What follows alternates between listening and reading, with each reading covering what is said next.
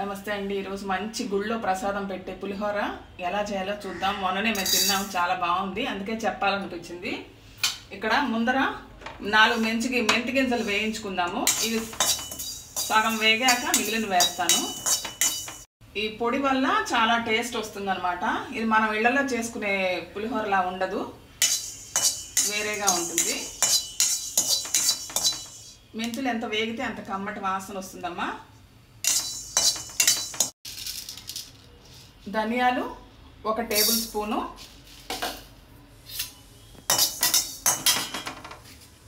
ఎండుమిరపకాయలు 4, మీకు కారానికి తగ్గట్టు వేసుకోండి. మీ కారానికి తగ్గట్టు వేసుకోండి. నేను 1 టీ స్పూన్ వేస్తున్నాను. 1 టేబుల్ స్పూన్ శనగపప్పు, 1 టీ స్పూను మినప్పప్పు, కొంచెం ఆవ ఫ్లేవర్ కోసం 1 టీ స్పూన్ ఆవాలు. ఇది పెద్ద స్పూన్ కాబట్టి నేను సగం వేసి టీ స్పూన్ అంటున్నాను.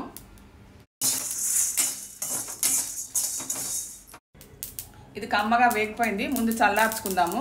ఇక్కడ ఒక చిన్న కమలకాయ అంత లేదా ఒక పెద్ద నిమ్మకాయ అంత చింతపండు 2 కప్పులు బియ్యానికి అంటే 1/2 కిలో బియ్యానికి తీసుకున్నాను. ఇది నానబెట్టి పెట్టుకున్నాను.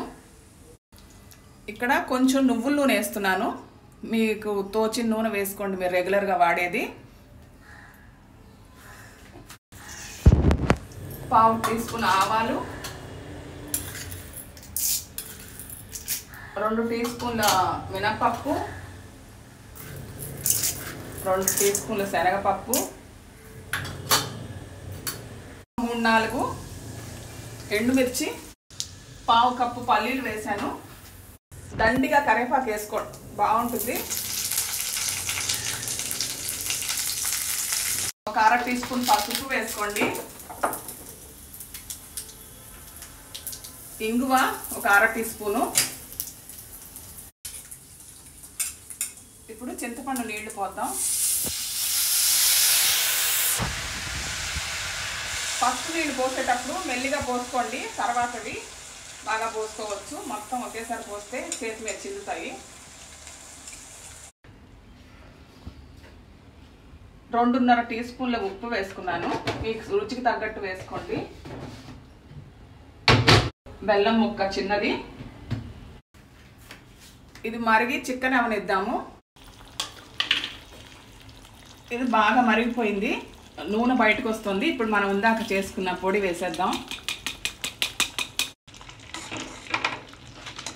ఈ పొడి వేసాక ఇంకా బాగా చిక్కుపడుతుంది. స్టవ్ ఆపేసి 1 నిమిషం చల్లారనిద్దాము. అక్కడ నేను 1/2 కిలో 2 కప్పులు బియ్యం ఉడకపెట్టి పెట్టుకున్నాను. దాన్ని కొంచెం పొడి చేస్తాను. ఈ లోపల ఇది చల్లారుతుంది కొంచెం, అప్పుడు మనం కలిపేసుకుందాము. అన్నం బాగా చల్లారింది, పొడి చేసుకున్నాను. ఇప్పుడు ఇది కూడా చల్లారిపోయింది, మొత్తం కలిపేసుకున్నాము.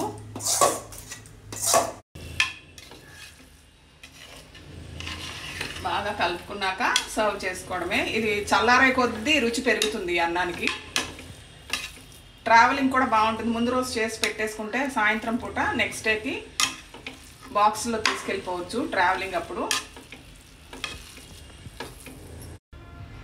సర్వ్ చేసుకుందామండి. ఇలాగా నేను వేరే ప్లేటింగ్ చూపిస్తాను.